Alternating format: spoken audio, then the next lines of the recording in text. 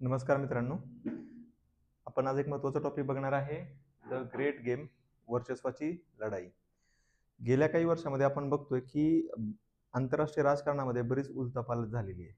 आत्ता झालेले USA election असो, युक्रेनचा मुद्दा असो, इस्रायलचा वॉर असो, हमासचा मुद्दा असो, आपल्या बाजूला चाललेला बांगलादेशचा मुद्दा असो, चायनाचा मुद्दा असो, सिपेकचा मुद्दा असो, भारताचे जे नवीन रिलेशन्स बनत आहेत आंतरराष्ट्रीय राजकारणामध्ये त्याचा मुद्दा असो, हा सर्व काही एक ग्रेट गेमचा पार्ट आहे आणि याचे धागेदोरे आपल्याला इतिहासामध्ये पाहायला मिळतात.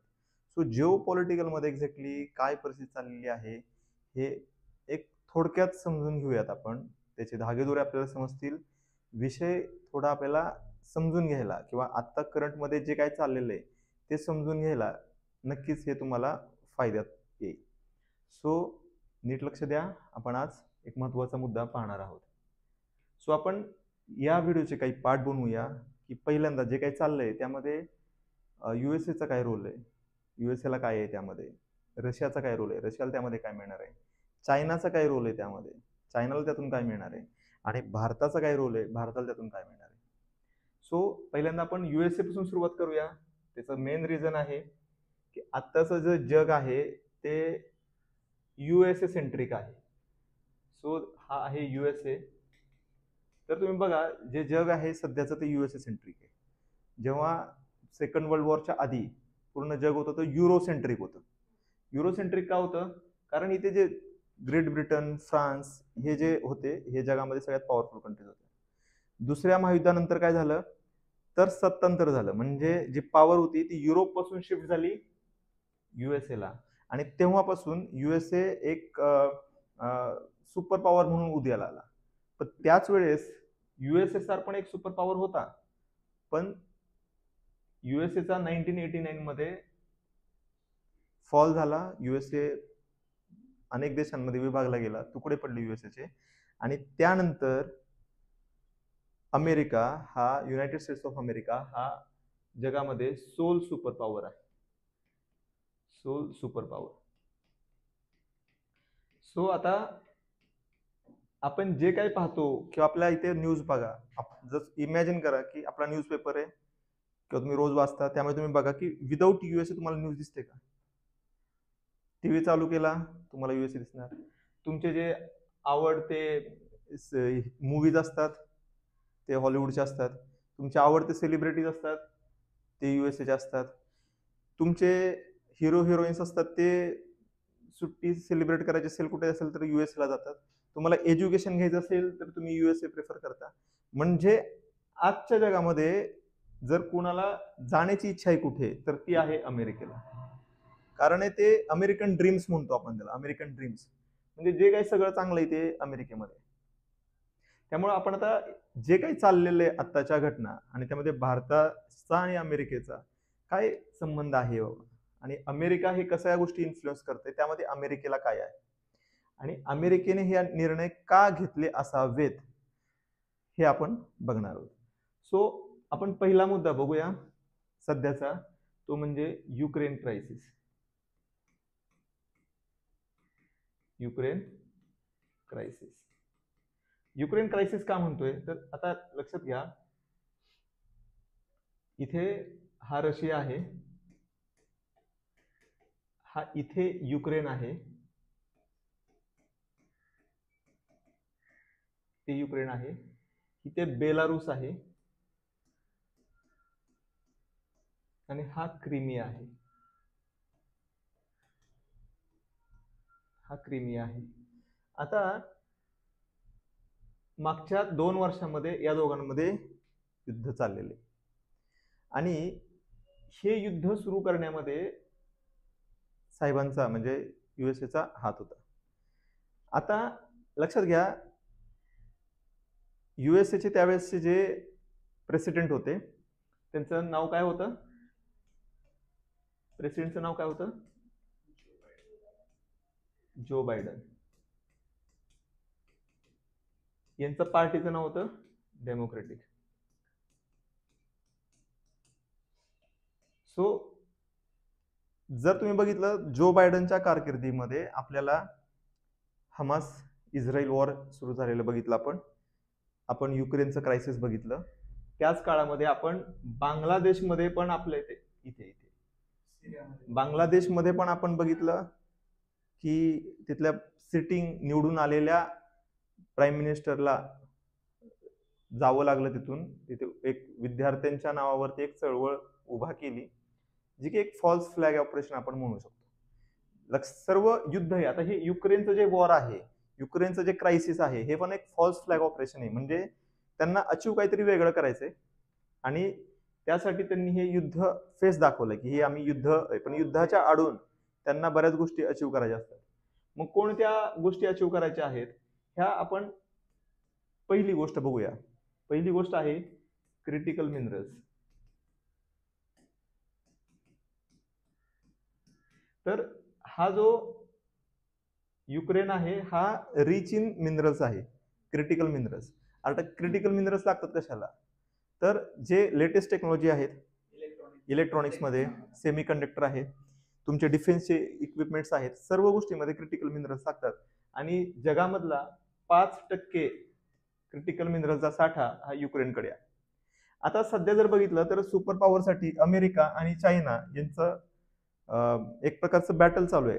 तसं चायना इज नोवेअर नियर, म्हणजे कुठं जवळ नाही लागत आहे सध्या तरी, परंतु तो एक कंटेंडर आहे. कारण जगातलं 1/3 मॅन्युफॅक्चरिंग जे आहे ते चायना करतं आणि तो आता कंटेंडर आहे की आपल्याला सुपर पॉवर म्हणून जो अमेरिकेबरोबर शेअर करायची पॉवर. आणि अमेरिकेला ऑब्व्हियसली वाटणार आहे की नाही आपण एकटंच सुपर पॉवर राहिलं पाहिजे. मग अमेरिकेची डिपेंडन्सी कोणत्या गोष्टीवर राहू शकते, तर क्रिटिकल मिनरल्सवरती. कारण सर्व क्रिटिकल मिनरल्स हे चायनानं स्वतःच्या ह्याच्या खाली घेतलेले आहेत, आधिपत्याखाली घेतलेले आहेत. मग त्यांनी आफ्रिकेमध्ये जिथे क्रिटिकल मिनरल्स आहेत तिथे सुद्धा त्यांनी माइन्स कॅप्चर केलेले आहेत. त्यांच्या स्वतःकडे सुद्धा क्रिटिकल मिनरल्स मोठ्या प्रमाणात आहेत. त्याचबरोबर ऑस्ट्रेलिया बरोबर पण त्यांनी करार करतायत त्या मुद्द्यावर. सो आता क्रिटिकल मिनरल्सचा जो मेनली क्रिटिकल मिनरल्स जे लागणार आहेत ते त्यांना युक्रेनमधून मोठ्या प्रमाणात मिळू शकतात. सो आता जेव्हा सरकार बदललं, जेव्हा ट्रम्प निवडून आले, तेव्हा त्यांनी पहिल्यांदा युक्रेन बरोबर काय सांगितलं की आम्ही तुमच्यावरती एवढा खर्च केलेला आहे, आम्हाला तुमचे क्रिटिकल मिनरल्स द्या. सो आपण असं म्हणू शकतो की युक्रेन ही आता अमेरिकेची एक कॉलनी होणार आहे. युक्रेन ही अमेरिकेची एक कॉलनी होणार आहे. आता ते लक्षात घ्या, आत्ता सुरुवात झाली काही गोष्ट नाही. तर युक्रेनमध्ये जे प्रिव्हियस प्रेसिडेंट होते ते प्रो रशिया होते. अमेरिकेने काय केलं, तिथे आपण बघितलं युएसएडचा वापर करून त्यांनी भारतामध्ये इलेक्शन इन्फ्लुएन्स करण्याचा प्रयत्न केला. United States agency for international development म्हणून एक संस्था आहे, त्या संस्थेच्या नावाखाली ती दुसऱ्या देशांमध्ये फंडिंग करून तिथे आंदोलनं, चळवळी घडवून आणून सरकार बदलण्याचं काम करते. जसं भारतामध्ये या लोकसभेच्या आधी केलं आणि स्वतः ट्रम्प जे युएस प्रेसिडेंट आहे त्यांनी ते स्वतःहून मान्य केलं की आम्ही हे केलंय, म्हणजे युएसएनं मागच्या गव्हर्नमेंटनं हे केलेलं आहे. सेम बांगलादेशमध्ये तेच चाललेलं आहे. $29 मिलियन त्यांनी या इलेक्शन झाल्यानंतर खर्च केले होते. हा आलेला बाहेर आकडा आहे, आकडा काही वेगळा असू शकतो.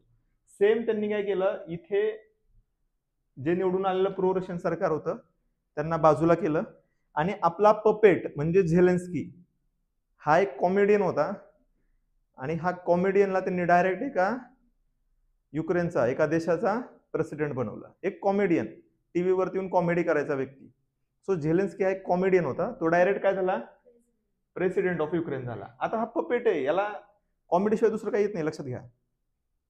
ठीक आहे, एकदम सुमार दर्जाच्या कॉमेडी शिवाय काही येत नाही.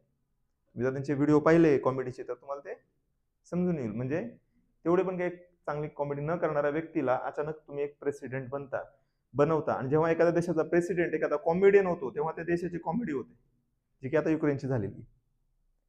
आता पूर्णपणे बॅकिंग आहे आणि मग याला सांगितलेलं की गो वॉर विथ रशियाला एंगेज करा. आता रशियाला एंगेज करायचं का, याच्या मग आता यांचा पहिला बेनिफिट झालाय क्रिटिकल मिनरल्सचा. दुसरा बेनिफिट काय आहे, तर डिफेन्स इंडस्ट्री. लक्षात घ्या, प्रत्येक गोष्टीची एक एक्सपायरी डेट असते लक्षामध्ये. सो आता बरेच इंडस्ट्री आहेत डिफेन्स, त्यांनी बरेच मॅन्युफॅक्चरिंग करून ठेवलेले आहेत. वॉर हेड्स असतील, गन्स असतील, मिसाईल्स असतील, बऱ्याच गोष्टी त्यांनी मॅन्युफॅक्चर केलेल्या आहेत. आता त्याची एक्सपायरी डेट होणार आहे. सो ते कुठेतरी डिप्लॉय केलं पाहिजे ना, वापरलं गेलं पाहिजे. सो कंपनीला नवीन ऑर्डर्स मिळतील. लक्षात. सो जो काही यांचा जो डिफेन्स इंडस्ट्रीचा जो माल आहे तो सगळा काही या युद्धामध्ये वापरलेले गेलेले आहे. म्हणजे युक्रेनमध्ये हा युद्धामध्ये सर्व डिफेन्स वापरला गेलेला आहे. मग यामुळे फायदा काय झाला बघा. जसंच वॉर सुरू झालं, लॉकहीड मार्टिन सारख्या ज्या कंपन्या आहेत ज्या शस्त्रास्त्र बनवतात अमेरिकेतल्या, यांचे स्टॉक मार्केटमध्ये भाव एकदम वधारले. का? कारण आता त्यांनी बघितलं की युएस कडे एवढे शस्त्रास्त्र चांगल्या क्वालिटीचे आहेत की युक्रेन सारखा देश जे असं म्हणत होते की रशिया 1 आठवड्यामध्ये जिंकून घेईल, पण 2 वर्ष झाला तो जिंकून नाही घेऊ शकला. कारण काय? कारण यांना शस्त्रास्त्र दिलेली आहेत. मग झेलेन्स्की गेला, म्हणला मला लॉन्चर पाहिजे, घेऊन टाक, मला हे पाहिजे, कारण त्यांचा तो त्यांनीच बसवलेला पपेट आहे. सो त्यांनी पाहिजे ते दिलं. ऍक्च्युली ते जगासाठी प्रदर्शन होतं की हे बघा आमच्याकडे हे आहे आणि ते आम्ही रिअल टाइम वॉर मध्ये वापरतोय. आलं लक्षामध्ये? हा, दाखवायला. सो म्हणजे काय झालं, आता इथे डिफेन्स इंडस्ट्री अतिशय मोठ्या प्रमाणामध्ये आली. त्यामध्ये मग आता लोक विचार करणार ना की आपल्याला जर अशी परिस्थिती आपल्यावरती आली तर. मग तुम्ही बघा, सर्व युरोप मधले जे स्पेन वगैरे कंट्री होत्या त्या सगळ्यांनी अमेरिकेकडे F-35 साठी ऑर्डर्स दिल्या. आम्हाला तुमचे F-35 लेटेस्ट जे त्यांचे एरोप्लेन्स आहेत, फायटर जेट्स आहेत, ते आम्हाला युद्धासाठी जे वापरतात ते आम्हाला द्या. हा, त्यांनी ऑफर केलेत. स्टील नॉट, त्यांनी ऑफर केले. भारत म्हणजे त्यांनी लक्षात घ्या मार्केटिंग केलं एक प्रकारे. हे युद्ध हे त्यांच्या मिलिटरी प्रोवेसचं मार्केटिंग स्ट्रॅटेजी आहे. आणि लक्षात घ्या इथे या युद्धामध्ये 2 देश फायद्यात आहेत. पहिला USA आणि दुसरा कोण असेल तर रशियाला खूप फायदा झाला या गोष्टीचा. का? कारण पेट्रोलियमचे प्राइसेस वाढले आणि रशिया काय विकतं? सो वॉर फंड करतायत ते. वॉर त्यांना जे पेट्रोलियम मधून पैसे मिळणार आहेत त्याच्यावरती. बरं, दुसरी गोष्ट, तुम्ही जर खाली एक तुम्हाला दाखवतो, हे बघा, हा आहे रशिया आणि इकडे बघा जर्मनी, पोलंड, सगळे तुम्ही हे देश बघा इथपर्यंत, इटली, हे सगळे देश ह्या काय आहेत? हे पाईपलाईन्स आहेत गॅसच्या. रशिया सर्व युरोपला पाईप गॅस लाईन प्रोव्हाइड करतो. सो जर विंटर आला आणि रशियाचा गॅस नाही प्रोव्हाइड झाला तर ते थंडीनं मरतील. युरोपची एवढे मोठ्या प्रमाणामध्ये डिपेंडन्सी आहे रशियावरती. सगळं पाईप गॅस लाईन आलेलं इथपर्यंत. आलं लक्षामध्ये? आणि हा गॅस लाईन, हे गॅस विकत घेतात हे सर्व देश कुणाकडून? रशियाकडून. आणि त्याच पैशाचा वापर करून हे युद्ध फायनान्स होतं. तुम्ही बघा, एक आपले जे परराष्ट्र मंत्री आहेत त्यांनी एक त्यांचं फेमस स्टेटमेंट होतं की भारताने जे ऑइल घेतलेले रशियाकडून त्याच्याकडून युद्ध जर फायनान्स होत असेल तर मग भारत जे ऑइल वर्षभर घेतो ते युरोप फक्त एका दिवसामध्ये वापरतो. मग युरोप जे पैसे देतंय त्यांना काही युद्ध फायनान्स होत नाही का? फक्त भारताच्याच पैशाने युद्ध फायनान्स होतं का? असं त्यांना तोंडावरती प्रश्न विचारला होता. म्हणजे आम्ही जे वर्षभर ऑइल वापरतो, म्हणजे रशियाकडनं घेतलेलं जे वर्षभर आम्ही ऑइल वापरतो तेवढं तर एका दिवसामध्ये युरोप वापरते रशियाकडचं ऑइल. कारण आपल्याकडे डायव्हर्स आहे. आपण सौदीकडून घेतो, इथे सौदी आहे, आपण सौदीकडून घेतो नाही का, आपण इराणकडून घेतो, ठीक आहे, आपण इराणकडून घेतो. ओके,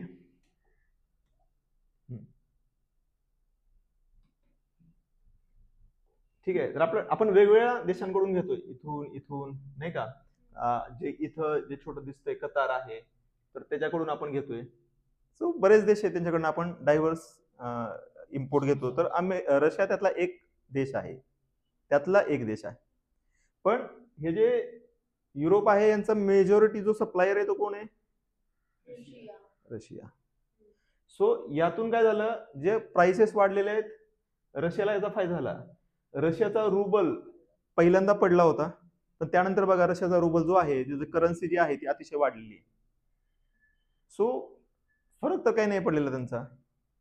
परत रशियाचे पण मिलिटरीचे जे इक्विपमेंट्स आहेत त्याची प्रॅक्टिस झाली नाही का, त्यांची पण एक्सपायरी डेट आली होती. सो त्यांनी पण यूज करून घेतले. आता त्यांच्या कंपन्यांना नवीन ऑर्डर्स मिळणार आहे. सो पहिल्यांदा होतं क्रिटिकल मिनरल्स, दुसरं होतं डिफेन्स, तिसरं होतं कॅमोफ्लॅज, म्हणजे त्यांना लक्ष विचलित केलं त्यांनी जगाचं. सगळं जग इकडे या वॉरमध्ये इन्वॉल्ड आहे आणि इकडे जो इस्रायल आहे यानं पूर्ण कंबरड मोडून टाकला. हमास संपलेलं आहे, हिजबुल्ला संपलेलं आहे. आता तुम्ही लक्षात घ्या, याच्या आधी ज्यावेळेस इस्रायलनं अटॅक केला असता आणि असं काही युद्ध चालू नसतं तर सगळे अरब मुस्लिम राष्ट्र एकत्र आले असते, सँक्शन सँक्शन सँक्शन्स, हे करा ते करा, अमेरिकेवरती प्रेशर. बट इकडे वॉर चाललेलं आहे, जग इकडे काय चाललंय त्याच्यावरती विचार करते, तोपर्यंत इकडे सिरियामध्ये पण आलं लक्षामध्ये. इकडे काय झालं, इकडे हिजबुल्ला संपलेलं आहे, इराण संपलेलं आहे, हमास संपलेलं आहे. लिटरली या अतिरेकी संघटनांची काय अस्तित्व राहिलेलं नाहीये. सो एक प्रकारे त्यांनी या युद्धाच्या पार्श्वभूमीवरती हे संपवलेलं आहे. सिरियाचा तख्तापलट झालेला आहे. सिरियामध्ये अमेरिका प्रयत्न करून सुद्धा तख्तापलट होत नव्हता, कारण सिरियन जे गव्हर्नमेंट होतं, हा सिरिया आहे, या सिरियन गव्हर्नमेंटला रशियाचा सपोर्ट होता.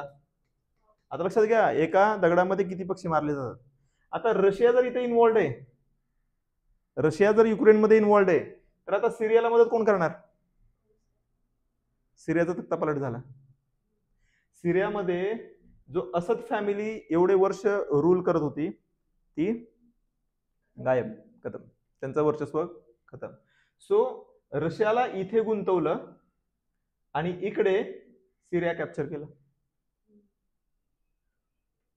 त्याचबरोबर रशिया इकडे इन्व्हॉल्व झाली. आतापर्यंत तुम्ही बघा, हा जो इराण आहे आणि हा सौदी आहे, आता या दोघांमध्ये 36चा आकडा आहे. हा जो इराण आहे हा सुन्नी मेजॉरिटी कंट्री आहे आणि सौदी अरेबिया जो आहे तो शिया मेजॉरिटी कंट्री आहे. सॉरी, सुन्नी मेजॉरिटी कंट्री आहे. सौदी हा सुन्नी मेजॉरिटी कंट्री आहे आणि इराण हा शिया मेजॉरिटी कंट्री आहे. तर या दोघांमध्ये पहिल्यापासून वॉर आहे. वॉर कशासाठी? भांडण आहेत. भांडणं कशासाठी आहेत? तर इस्लामिक जो कम्युनिटी आहे वर्ल्ड वाईड, त्याचं लिडरशिप कोणाकडे? आता मक्का मदिना सौदीकडे आहे. त्याचबरोबर जगामध्ये जर पाहिलं तर सुन्नी इस्लामची पॉप्युलेशन जास्त आहे. मक्का मदिना सौदीमध्ये आहे. त्यामुळे इस्लामिक वर्ल्डची जी लिडरशिप आहे ती नॅचरली सौदी अरेबियाकडे आहे. आणि त्याला चॅलेंज कोण करते? इराण करते. आता अमेरिका आहे तो सपोर्ट कोणाला करतोय? सौदीला. तो इराणचा विरोधक आहे. इराणवरती सँक्शन टाकले, सगळ्या गोष्टी केल्या, पण इराणचा तो काही करू शकत नाही. का नाही करू शकत? कारण इराणला सपोर्ट कोण करतंय? रशिया. ज्याला अमेरिका सपोर्ट करतं त्याच्या विरोधकाला कोण सपोर्ट करणार? रशिया. आता रशिया कुठे इन्व्हॉल्व झालाय? युक्रेनमध्ये. इराणचा पत्ता कट केला. जोपर्यंत रशिया इन्व्हॉल्ड आहे युक्रेनमध्ये, तर रशिया आता बाहेर काही मदत करू शकणार नाही. मग इकडे इराण संपवला. म्हणजे ह्या कॅमोफ्लॅज आहे. इकडचं हे प्रकरण मिटवता मिटवता हा प्रश्न मिटवला, हा प्रश्न मिटवला. म्हणजे एक प्रकारे ग्रेटर इस्रायलच्या दिशेने चालू आहे. आणि तुम्ही विचार करा की इस्रायलमध्ये अखंड इस्रायलच्या दिशेने चालू आहे. म्हणजे भारतामध्ये जेवढे लोक वाद घालतात, इस्रायल गझा गझा, अजून काय असं ते इस्राईल, आपले इथले जे सो कॉल्ड पत्रकार आहेत ते सांगतात की प्रोनाउन्सिएशन कसं चांगलं करायचं, इस्राईल कसं म्हणायचं, गझा नाही, गाझा नाही, गझा गझा कसं म्हणायचं. सो भारतामध्ये ह्याच्यावरती डिबेट चालू आहे. भारतामध्ये मुस्लिम समाज जो आहे तो पॅलेस्टीन विषयी सपोर्ट मध्ये उभा राहतोय आणि इस्रायलला अपोज करतोय. पण यांचे जे लीडर आहेत Saudi Arabia, it is supporting Israel. Jordan supporting Israel. Egypt supporting Israel. ज्यावेळेस इराणनं मिसाईल लॉन्च केले होते तेव्हा इथं जो जॉर्डन आहे, जॉर्डननी त्याला काउंटर केलेलं आहे. इजिप्तनं त्याला काउंटर केलेलं आहे. म्हणजे अँटी मिसाईल लावलेले त्यांनी. So Egypt is a Muslim country, Jordan is a Muslim country. Jordan हा असा देश आहे की ज्याचा जी फॅमिली आहे, रॉयल फॅमिली, ती डायरेक्ट वंशज आहे. कुणाची?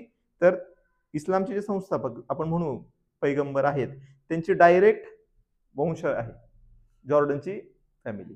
आणि ते जॉर्डनची जे किंग आहेत, म्हणजे त्या ऑब्व्हियसली त्यांना ते तर पक्के मुस्लिम म्हणू आपण, They are against Palestine. They are supporting Israel. Saudi is supporting Israel. Egypt supporting Israel. इजिप्तमध्ये तर आपले जे म्हणू ना इस्लामची सर्वात जास्त पॉवरफुल युनिव्हर्सिटी म्हणू जे की सर्वात जास्त स्टडी झालेला आहे तो इजिप्तमध्ये झालेला आहे नाही का. आपल्या इथे जसं लर्निंग सेंटर्स म्हणतो तसं इस्लामचं जे सगळ्यात वर्ल्ड मधलं महत्वाचं लर्निंग सेंटर आहे ते इजिप्त आहे. म्हणजे एक ठिकाणी भारतामध्ये याच्या नावाने टाहो फोडला जातोय इस्रायलच्या अगेन्स्ट, पण Saudi Arabia is supporting Israel. आणि या सर्वांमध्ये काय झाला याचा पत्ता कट झालेला आहे. सो अमेरिकेनं याला एंगेज ठेवलं युक्रेनमध्ये आणि इथले प्रॉब्लेम सॉल्व्ह करून टाकले. कारण हे बरेच वर्ष हे प्रॉब्लेम सॉल्व्ह होत नव्हते. सिरियाचा प्रॉब्लेम सॉल्व्ह होत नाही, इराणचा होत नाही. आता तुम्ही म्हणाल इराणचा एवढा काय मोठा प्रॉब्लेम आहे. प्रॉब्लेम एवढा मोठा आहे की हुती रेबल जे इस्रायल सौदी आणि ह्यांच्यामध्ये जो कायम वाद चाललाय हुती रेबल्स आहेत, त्याचबरोबर येमेनमध्ये जे युद्ध चाललंय, तर येमेनचं जे वॉर आहे या येमेनला सपोर्ट कोण करतंय? इराण. इथे हिजबुल्ला म्हणून जो अतिरेकी संघटना आहे त्यांना सपोर्ट कोण करते पैशाची? इराण. हमासला सपोर्ट कोण करते? इराण. सिरियाला सपोर्ट कोण करते? इराण. इराणला सपोर्ट कोण करते? रशिया. इस्रायल सिरियाला सपोर्ट कोण करते? रशिया. सो हे जे कनेक्शन आहे ते कट केलं. So now these are on their own. त्यानंतर इराण संपवला,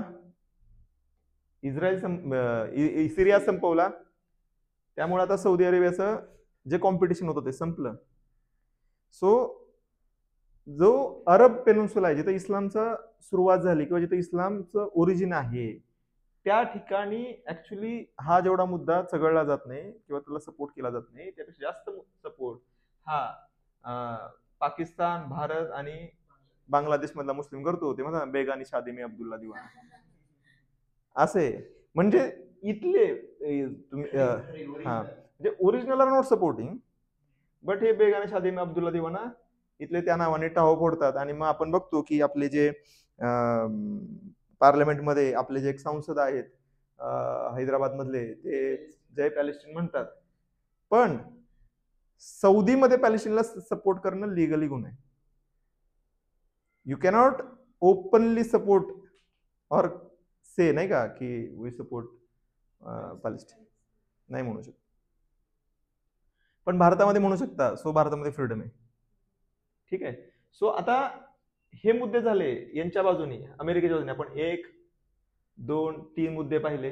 कारण यांचा जो कॉम्पिटिटर आहे रशिया तो वीक झाला, पण ऍक्च्युली यांना पैसे मिळाले, वॉर फंडिंग यांना मिळालं त्यांच्या पैशामधून, ठीक आहे, ऑइल मधून. पण तरी पण हा मिलिटरीली वीक झाला, इकॉनॉमिकली नाही, मिलिटरीली वीक झाला. लोक मेलीत ना शेवटी.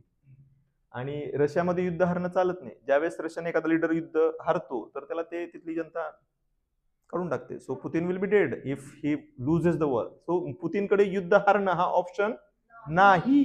सो पुतिन युद्ध सोडणार नाहीये जोपर्यंत ते दिल्ली जनतेचा तो इतिहास आहे लक्षामध्ये. दुसरा डिक्टेटर येतो त्या ठिकाणी. सो पुतिनकडे तो ऑप्शन नाहीये. Putin will not lose war at any cost. तो रगड के मारेगा लेकिन मारेगा लक्षामध्ये. सो याचा पहिला मुद्दा आला, टिक झाला, क्रिटिकल मिनरल्स मिळणार आहेत. सो त्यांनी जी इन्व्हेस्टमेंट केली वॉर मध्ये इज मोर दॅन $400-500 बिलियन. लाखो कोटी, लाखो 40-50 लाख कोटीच्या आसपास जो काही खर्च इकडे केलाय त्यांनी रुपयामध्ये म्हटला तर $400-500 बिलियन. तो जो खर्च आहे युक्रेन मधला तो त्यांचा फुकट नाही जाणार आहे. कारण ते त्या बदल्यामध्ये म्हणणार आम्ही तुम्हाला एवढे वर्ष दिलेले, आता आम्हाला तुमचे क्रिटिकल मिनरल्स द्या. आता युद्धानं उद्ध्वस्त झालेला युक्रेन अमेरिकेला विरोध बी नाही करू शकत, म्हणू पण नाही शकत. कारण खायला नाही, प्यायला नाही, तो काय विरोध करणार आहे अमेरिकेला? आणि आता काय रशियाकडे जाऊन म्हणणार आहे का आम्हाला मदत कर? लक्षामध्ये. सो हा तोच युक्रेन होता ज्याने भारताचं मॉकरी केली होती. भारत आणि अमेरिका, आता भारताच्या मुद्दा लक्षात घ्या, यामध्ये भारत आणि पाकिस्तानच्या युद्धामध्ये याच युक्रेननं पाकिस्तानला शस्त्रास्त्र पुरवठा केला होता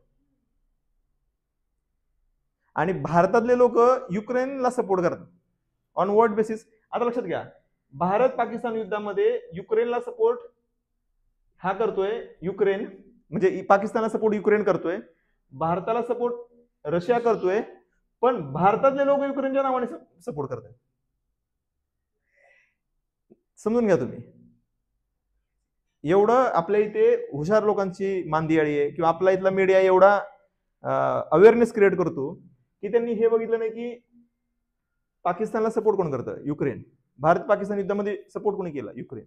बरं, या युक्रेनमध्ये भारतीय स्टुडंट मोठ्या संख्येने शिकायला जातात आणि त्यांना फायनान्स करतात, त्यांना पैसे देतात. का?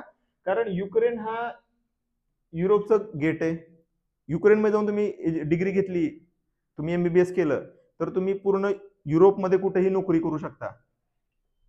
मग तुम्ही तिथे डिग्री घ्यायची आणि direct Europe, France, America, England, Germany, इकडे स्पेन, कुठल्याही देशामध्ये तुम्ही जाऊ शकता. म्हणून भारतातले लोक काय करतात? युक्रेनमध्ये जातात, युक्रेनमध्ये पैसे भरा, म्हणजे युक्रेनला आपण फायनान्स करतो. अँड आपले जे स्टुडंट आहेत दे फेस दिस सिच्युएशन या वॉर नंतर. सो आपण त्यांना फायनान्स करतोय and they are supporting Pakistan. So this country actually well deserve होती. हे the people deserves what they get. People get what they deserve. लोकांना तेच मिळतं जे त्यांना डिझर्व करतात. सो ऍज अ कंट्री हा डिझर्व करत होता ही गोष्ट. तुम्ही जर का दुसऱ्याच्या ऐकण्यानं चालणार असाल, जसं पाकिस्तान दुसऱ्याच्या ऐकण्यानं चालतं आणि आता इथपर्यंत आलेलं आहे. पहिल्यांदा त्यांनी अमेरिकेत सांगण्याने ऐकलं, नंतर चायना सांगण्याने ऐकलं, आणि नाव त्याला भीक मागून खावं लागतंय. सो तीच अवस्था आता युक्रेनची आहे. रिसोर्स रिच आहे, जगात धान्याचं कोठार आहे, क्रिटिकल मिनरल्स आहेत, सर्व काही आहे, पण आता उद्ध्वस्त झालेलं युद्धामध्ये. हा पाकिस्तान. बट आता सो हे अमेरिकेच्या बाजूने आपण मुद्दे बघूया. पहिलं क्रिटिकल मिनरल्स झालं, डिफेन्स क्लिअर झालं. तिसरा आहे इकडचा जो मुद्दा आहे तो त्यांनी मिटवला. आता यामध्ये ग्रेटर इस्रायल आणि त्याला सपोर्ट करणार सौदी. सो सौदी आणि इस्रायलमध्ये पीस डील घडून आणण्याचा प्रयत्न होता आणि तो पीस डील घडेल आणि घडू नाही म्हणून हमासनं तो अटॅक केला आणि त्या अटॅक नंतर यांना एक संधी मिळाली सर्व काही वाईप आउट करायचं. आणि ज्यावेळेस इस्रायलनं काउंटर अटॅक सुरू केला त्यावेळेस सर्व देश म्हणायला लागले की आता जास्त मारू नका, बस झालं, आता थांबा. बट ते म्हणे की हा संधी मिळाली आणि यांना सपोर्ट करणारा डॅडी पण नाहीये वरती. Russia is busy. Right. So हा मुद्दा आहे. आता हे झाले मुद्दे. या व्यतिरिक्त अजून काय मुद्दे आहेत? तर China. This China is supporting Iran. China पण इराणचा सपोर्टर आहे, आलं लक्षामध्ये. सो काउंटर करायला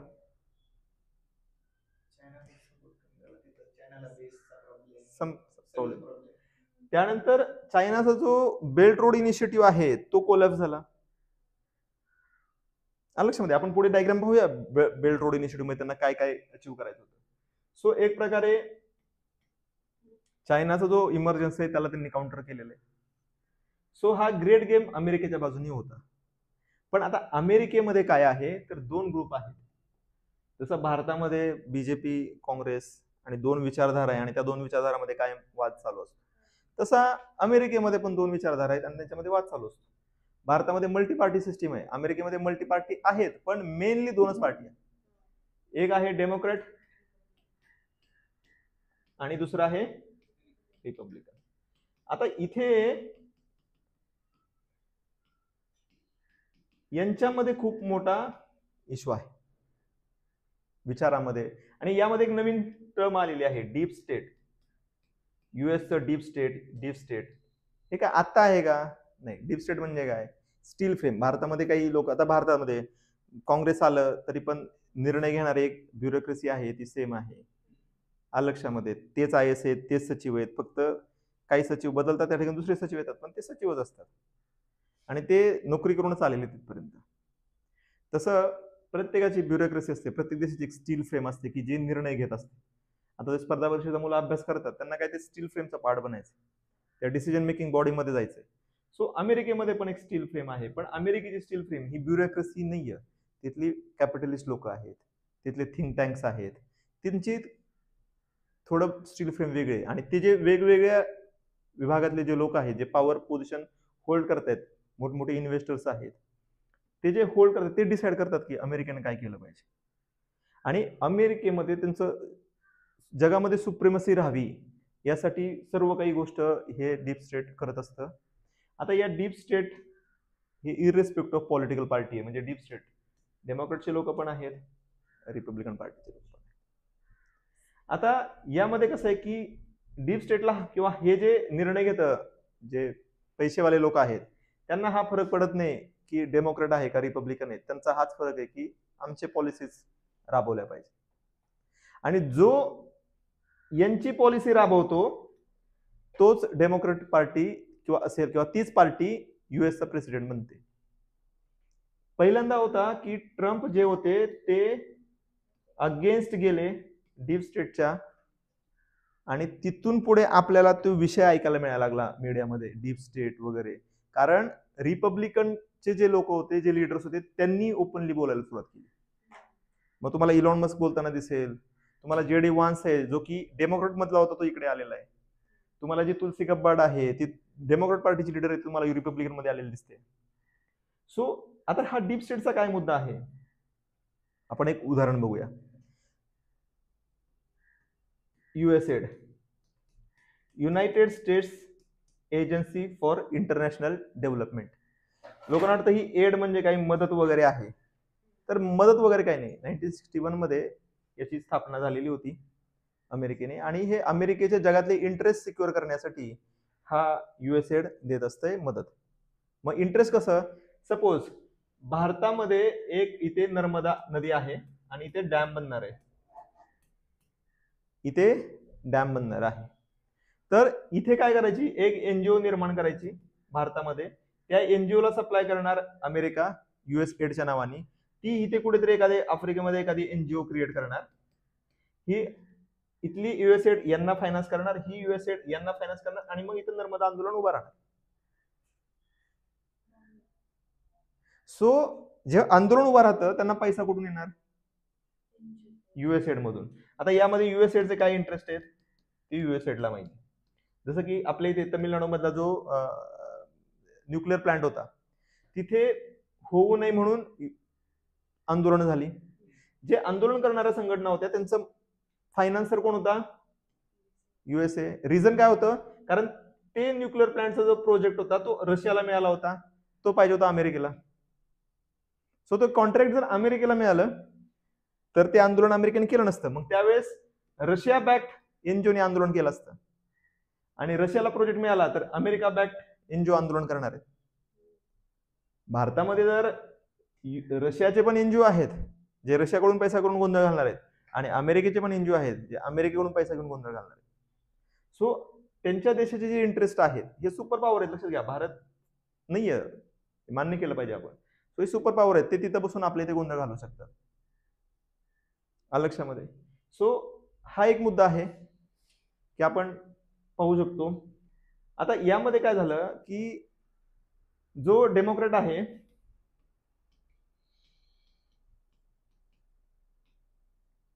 यांचे काय पॉलिसीज आहेत, म्हणजे तुम्हाला हे लिबरल आहेत, ठीक आहे. दुसरं काय आहे, हे थोडे लेफ्ट लिनिंग म्हणू आपण, लेफ्ट लिनिंग आहेत.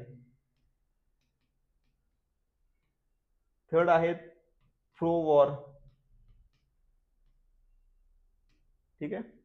आता त्या रिपब्लिकन तुम्ही बघितलं तर हे ऑर्थोडॉक्स आहेत, जरा ऑर्थोडॉक्स आहेत, म्हणजे ख्रिश्चन, प्रो ख्रिश्चन म्हणू आपण, ठीक आहे. सो रिलिजनला जास्त व्हॅल्यू देतात. राईट विंग आहेत, राईट लिनिंग आहेत, आणि हे प्रो प्रॉफिट आहेत. असं नाही की हे वॉर करत नाहीत, if there is profit they will war. So इथे प्रो प्रॉफिट आहेत. आता या जे युद्ध आता चालू आहे, जो गोंधळ चालू आहे, त्याचा फायदा कोणाला झाला? रिपब्लिकनला. का फायदा झाला? कारण खूप मोठे रिसोर्सेस डेमोक्रेटनं खर्च केले होते, म्हणजेच जो बायडननी या युद्धामध्ये बराच पैसा खर्च केला आणि त्याचा तोटा काय झाला? अमेरिकेमध्ये बेरोजगारी वाढली, अमेरिकेमध्ये होमलेस लोकांची संख्या वाढली, अमेरिकेमध्ये मोठ्या प्रमाणामध्ये ड्रग्ज एंटर व्हायला लागले. चायना जो आहे तो मेक्सिकोच्या मार्गाने अमेरिकेमध्ये ड्रग आणतो, कॅनडाच्या मार्गाने अमेरिकेमध्ये ड्रग आणतो. ड्रगमुळे तिथे यंग जनरेशन ती ड्रग ऍडिक्ट व्हायला लागलेली आहे. इलिगल मायग्रेशनचा मुद्दा आहे, तुम्ही बघितला असेल, इलिगल मायग्रेशनचा आहे. आणि इलिगल मायग्रेशनमुळे काय झालेलं आहे? इथल्या लोकल लोकांचे जॉब हॅम्पर व्हायला लागलेले आहेत. आपण नाही का महाराष्ट्रामध्ये युपी बिहार यांनी आमचे जॉब खाल्ले, आपल्या इथे गोंधळ चालतो, तो सेम मुद्दा इथे पण गोंधळ चालू झाला की आमचे लोकल लोकांचे इलिगल मायग्रेशनमुळे जॉब खाल्ले. आणि हे जे सगळं क्रिएट झालेलं वातावरण होतं, याचा फायदा कोणाला झाला? रिपब्लिकनला. आणि रिपब्लिकन पार्टी या मुद्द्यावर आली, त्यांनी सांगितलं की नाही, आम्ही इलिगल मायग्रेशन बंद करू, आम्ही हे युद्ध सगळे बंद करू आणि प्रो प्रॉफिट आमचे खर्च वगैरे असे फालतू जे केलेले आहेत ते बंद करू. हे प्रो चर्च आहेत, ऑर्थोडॉक्स आहेत. सो यांच्या लिबरल पॉलिसीमुळे जे काही नुकसान झालं होतं, जसं DEI म्हणून जे होतं ते त्यांनी बंद केलं. लक्षामध्ये त्यांनी तसं सांगितलं की हे जे लेफ्ट लिनिंग म्हणजे जे कम्युनिस्ट आयडिओलॉजीचे जे लोक आहेत, त्यांनी USA युनिव्हर्सिटी ज्या कॅप्चर केलेले आहेत आणि युनिव्हर्सिटीमधून त्यांनी जे यंग जनरेशन लेफ्ट करायला सुरुवात केलेली आहे, डाव्या विचारसरणीची करायला सुरुवात केलेली आहे, ते आम्ही थांबवू. आणि या सगळ्या गोष्टीचं एक पॉझिटिव्ह वोट रिपब्लिकन पार्टींना मिळालेलं आहे आणि एवढ्या मार्जिनने निवडून आलेले आहे. आणि हे आल्यामुळे ह्यांनी काय केलं? पॉलिसीमध्ये जे सांगितलं त्या पॉलिसीमध्ये चेंज केला. तुम्हाला दिसेल इलिगल मायग्रेशन वरती काम तेवढंच होणार आहे जे की बायडनच्या काळात झालेलं आहे, पण आता त्याची पब्लिसिटी होईल. म्हणजे याच्या आधी पण इलिगल मायग्रेशन भारतात पाठवत होते, बट नाव आता त्याचा व्हिडिओ शूट करून सगळीकडे पाठवलं जाईल की आम्ही इलिगल मायग्रेशन बाहेर काढतोय. त्याचबरोबर युद्ध तर होईलच, पण आता ते प्रो प्रॉफिट होईल. म्हणजे काय? हे युद्ध चालूच राहील, पण आता युक्रेनला सांगितलं जाईल की आम्हाला तुमची एवढी जमीन पाहिजे, आम्हाला एवढे मिनरल पाहिजे, तर आम्ही तुम्हाला फंड करू. सो प्रो प्रॉफिट लक्षामध्ये प्रो प्रॉफिट होणार. भारताला सांगितलं जाईल की आमच्याबरोबर व्यापार करायचा आहे, तर आमच्या वस्तूवरचे टॅरिफ कमी करा, आमची हार्ले डेव्हिडसनची बाईक आहे त्याच्यावरचा टॅक्स कमी करा, आमच्याकडनं जे काय आम्ही देतोय, आमचे जे आयफोन असतील त्याच्यावरचा पण टॅक्स कमी करा, सगळ्या गोष्टीवरचा टॅक्स कमी करा, आम्हाला फ्री एंट्री द्या, टेस्ला गाडीवरचा टॅक्स कमी करा, आम्हाला फ्री एंट्री द्या, मग आम्ही तुम्हाला फ्री एंट्री देऊ. So pro profit. So businessman आहे, लक्षात घ्या, Republican party is a businessman. So they say make America great again. मागा आता लक्षात घ्या, सोल सुपर पॉवर आहे, जगामधला एकमेव सुपर पॉवर आहे, तो म्हणतो की मेक अमेरिका ग्रेट अगेन. आम्ही काय म्हणायचं? भारताने काय म्हणायचं? सो इफ अमेरिकेला अजून ग्रेट व्हायचंय, जर अमेरिकेला अजून ग्रेट व्हायचंय, मग भारताने काय म्हणायचं? बट दे आर सेइंग की अमेरिका ग्रेट नाहीये, आपल्याला पुन्हा एकदा ग्रेट बनायचंय. सो आपला बिझनेस फक्त बिझनेसशी ठेवायचा. सो रिपब्लिकन म्हणते आपला बिझनेस फक्त बिझनेसशी ठेवायचा. आणि as it is a orthodox, it is supporting Israel wholeheartedly. आणि त्यामुळे आता इक्वेशन्स बदलणार आहेत. आता ते इक्वेशन कसे बदलणार आहेत ते आपल्याला बघितलं पाहिजे. भविष्य काळामध्ये आपल्याला दिसेल की इराणवरती मोठ्या प्रमाणामध्ये सँक्शन्स लावले जातील. आता चबार बंदर जे आहेत ते भारताने डेव्हलप केलेले, भारताने मोठ्या प्रमाणात इन्व्हेस्टमेंट केलेली इराणमध्ये, ती इन्व्हेस्टमेंट धोक्यात येऊ शकते. त्यासाठी मग आपल्याला लगेच आपले PM अमेरिकेत गेले, ट्रम्पची भेट घेतली, साहेब ऐसा मत करो, खूप इन्व्हेस्टमेंट केलेली आहे, आम्हाला इथनं स्वस्त ऑइल पडतं, नॅचरल गॅस पण स्वस्त मध्ये मिळतो, तुमच्याकडून घ्यायचा म्हटलं तर आम्हाला एवढं डिस्टन्स पार करून येणार आहे, इथे कसं आहे जवळची जवळ आहे ना, आमची सोय होते लगेच. त्याचबरोबर आम्हाला हा लोकेशन पण खूप इम्पॉर्टंट आहे इराणचा, कारण आम्हाला इराणपासून अफगाणिस्तानमध्ये एंट्री मिळते. आमचा इथे एक शत्रू राष्ट्र आहे, तो इथला आमचा मित्रच झाला ना. सो आम्हाला याच्याबरोबर चांगले संबंध ठेवायचे आहेत, तेव्हा आम्ही इथल्या शत्रू राष्ट्राला काउंटर करू शकतो. पण आता याच्यावरती ऍक्शन कोण घेणार आहे? हा घेणार आहे. सो आपले काही व्यापारी संबंध धोक्यात येऊ नये यासाठी भारताला प्रयत्न करणं गरजेचं आहे. आलं लक्षामध्ये? सो त्यानंतर अजून हा काय करेल भविष्यामध्ये? टॅरिफ्स म्हणजे काय? कर. आता याच्यामुळे भारतावरती किती परिणाम होईल बघण्याची गोष्ट आहे. तशी पाहिलं तर नाही व्हायला पाहिजे, तसं म्हणलं तर नाही व्हायला पाहिजे. पण आपण आता बघूया भविष्यामध्ये की हे टॅरिफ कशा प्रकारे लावले जातील आणि त्याचा भारताच्या इकॉनॉमीवरती किती परिणाम होतोय. कारण भारताची इकॉनॉमी युएसच्या एक्सपोर्ट वरती खूप डिपेंड आहे. आपण जे युएसला एक्सपोर्ट करतो, कारण आपण एकमेव तर सरप्लस कंट्री आपल्यासाठी, ज्याला आपण आयटी सर्व्हिसेस प्रोव्हाइड करतो, ज्याला आपण केमिकल्स प्रोव्हाइड करतो, म्हणजे फार्मास्युटिकल इंडस्ट्रीचे जे प्रोडक्ट आहेत ते आपण त्यांना प्रोव्हाइड करतो आणि त्यातून आपल्याला मोठ्या प्रमाणामध्ये पैसा मिळतो. आपले बरेच लोक तिथे शिकायला जातात, तिथे चांगल्या प्रकारे पैसे कमवतात आणि ते आपल्याला माघारी पैसे पाठवतात. सो रिमिटन्सचा एक मुद्दा आहे. सो युएस बरोबर रिलेशन आपल्याला कायमस्वरूपी चांगलं ठेवणं गरजेचं आहे. जरी रशिया आपला ऑल वेदर फ्रेंड असला तरी रशिया बरोबर आपलं जी व्यापार आहे तो खूप छोटा आहे compare to America. So America is close to pockets, भारताच्या पॉकेट्सच्या जवळ आहे अमेरिका, आणि Russia is close to heart. So heart आणि पॉकेट मध्ये निवडणं खूप अवघड गोष्ट आहे. We cannot choose between money and heart. Pro Russia आहे सेंटिमेंट, ते आपल्या बरोबर होते बरेच वर्ष. ऑब्विसली देर इज नो, असं नाही की रशियाला भारताबद्दल खूप प्रेम आहे वगैरे. विषय असा होता की one who is against Russia, म्हणजे आता युएसए सपोर्ट केला पाकिस्तानला, सो रशिया सपोर्ट करणार. रशियाने सपोर्ट केला होता साऊथ कोरियाला सपोर्ट केला इथे, साऊथ कोरियाला, मग रशियाने सपोर्ट केला नॉर्थ कोरियाला. सो हे जगभर चालूच राहिलेलं आहे. ठीक आहे, हा एक तेच एकाचे दोन झाले आणि त्यामुळे त्यांनी ते केलेले. सो हा आपण जो पर्स्पेक्टिव्ह बघितला, हा आपण बघितला अमेरिकेच्या अँगल, की अमेरिका जे आहे त्याचं यामध्ये काय आहे. हा जो त्यांच्या आतमध्ये जो चेंज झालेला आहे पॉलिटिकल सिस्टीम, यातून फारसा चेंज होणार नाही, लक्षात घ्या. जरी तुम्हाला हे दिसेल की रोज ट्विटरवरती येऊन बोललं जाईल वगैरे, बट बायडन असला किंवा ट्रम्प असला तो अमेरिकेच्या विरोधात जाऊन काही काम करणार नाही. कारण आपण आता जे बघितलं की बायडननी पण जे केलेलं आहे ते इनडायरेक्टली अमेरिकेला फायदाच करून देते, आणि ट्रम्प पण जे करतोय ते एक प्रकारे फायदाच करून देते. So this deep states think की बाबा आता आपण बायडन करून युद्ध करून घेतलं, आता याच्याकडून डेव्हलपमेंट करून घेऊया. म्हणजे काय केलं, बायडन युद्ध केलं, युक्रेन डिस्ट्रॉय केलं, आता ट्रम्पला आणायचं आणि ट्रम्पला म्हणायचं आता बिल्डिंग बांध आणि डेव्हलपमेंट कर, त्यातून आपण पैसे कमवू. So this is win win situation for USA. So USA in disaster और इन डेव्हलपमेंट दोन्हीकडून पैसा कमवतो. डिझास्टर पण तेच घडवून आणणार, डेव्हलपमेंट पण तेच करून आणणार. दोन्हीमध्ये कॉन्ट्रॅक्ट त्यांनाच मिळणार, दोन्हीकडे काम त्यांनाच मिळणार, सगळं काही त्यांनाच मिळणार. So this is about, now this is Russia. आता आयडिओलॉजिकली हे कॅपिटलिस्ट आहेत. रशिया कोण आहे, कम्युनिस्ट आहे, विचारानं डाव्या विचारसरणीचे आहेत. तिथे पण क्रांती झालेली आहे आणि जस्ट 1989 मध्ये हा ब्रेक झालेला आहे. त्यानंतर रशियाचं जे आपण म्हणावं, तसं काही अस्तित्व किंवा तेवढं पॉवरफुल राहिलेलं नाहीये. Economically it is not super power, but militarily it is super power. अजूनही त्याकडे खूप ताकद आहे. पण युक्रेनच्या मुद्द्यामध्ये जे रशियाची जी हेजेमोनी होती, रशियाला वाटलं होतं की रशिया 1 महिन्यात युद्ध संपवेल, 2 महिन्यात संपवेल, ते काही झालेलं नाहीये.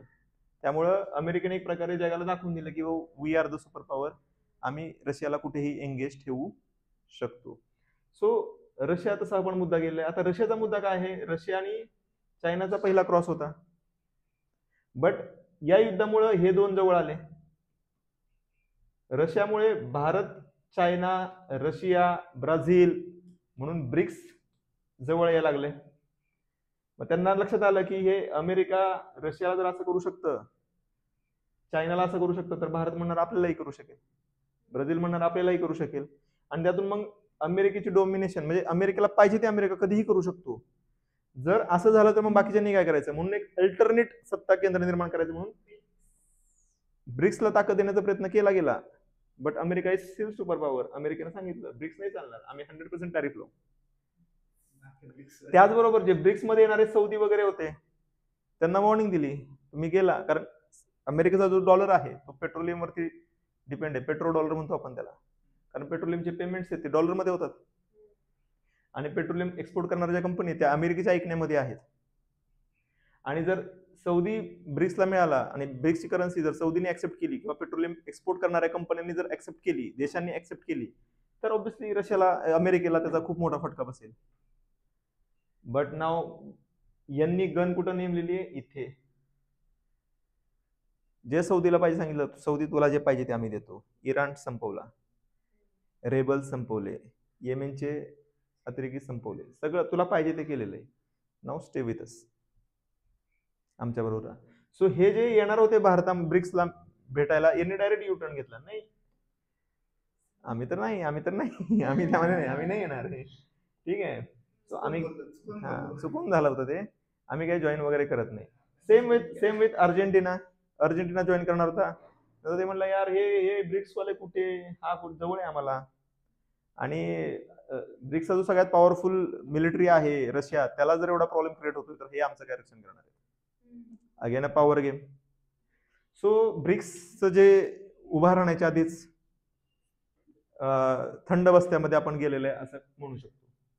आता याच्यामध्ये पण इनहेरंट कॉन्ट्रडिक्शन्स आहेत ब्रिक्समध्ये, ते उठणार नाही किंवा त्याचा उठाव होणार नाही. कारण या दोघांमध्ये वाद आहे, इंडिया आणि चायनामध्ये.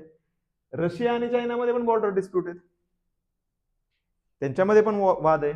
इकडे जपानचा आणि चायनाचा पण वाद आहे, त्यांच्यामध्ये पण डिस्प्यूट आहे. इथे साऊथ कोरियामध्ये पण चायनाचा वॉर आहे, वाद आहे, त्यांचे पण डिस्प्यूट आहेत.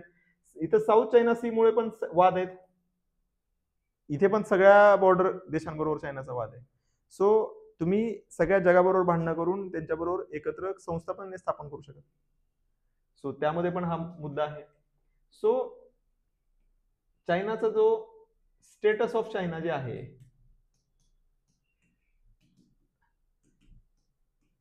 हे आपल्याला नीट समजून घ्यावं लागेल. त्यामध्ये आपण पहिला मुद्दा बघूया, चायना डेव्हलप का झाला? मॅन्युफॅक्चरिंग. त्यांच्या इथे मोठ्या प्रमाणात मॅन्युफॅक्चरिंग सुरू झालं.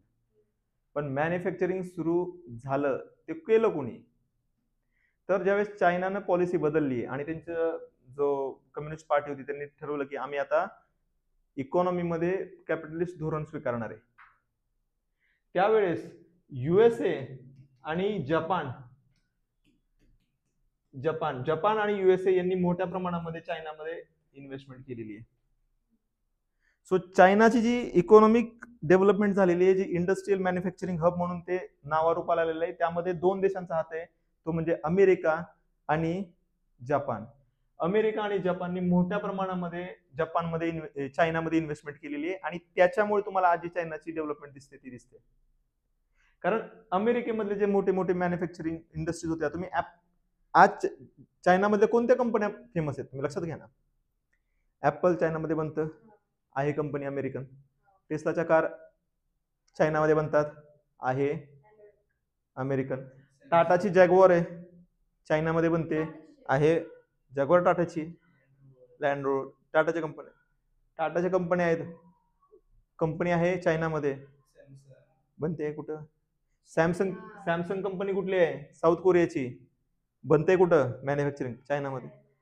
सो हे जे डेव्हलप युरोपियन कंट्रीज आहेत, त्यांचे कंपनी आहेत, त्या सुद्धा कुठे ऑपरेट करतात? चायनामध्ये.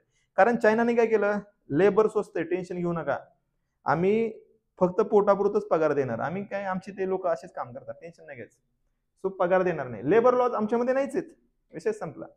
पाहिजे किती तुम्हाला? 12 तास काम करायचे, 12 तास घ्या. 16 तास काम करायचे, 16 तास काम घ्या. लेबर लॉज नाहीत आमच्या इथे. हा म्हणेल तुम्ही सांगा फक्त किती वेळ ड्युटी लावायची. सो आमचे ते चायना म्हणलं आमचे ते लेबर लॉ नाहीत, त्यामुळे तुम्हाला कोणी सू करणार नाही. तुम्ही पगार दिल त्या पगारामध्ये आमचे लोक काम करतील, बॉन्डेड लेबर, टेन्शन घेऊ नका अजिबात. कोणी तुमच्या विरुद्ध एक शब्द पण लिहिणार नाही बाहेर, लिहिलं तर आम्ही बघतो मग. ठीक आहे. सो चायनामध्ये लेबर लॉ नाहीच, कुठल्याही प्रकारचे इम्पोर्ट एक्सपोर्ट रिलेटेड रेस्ट्रिक्शन्स नाहीत. त्याचबरोबर कुठले पर्यावरणाशी रिलेटेड कोणी आंदोलन करायला उभं राहत नाही.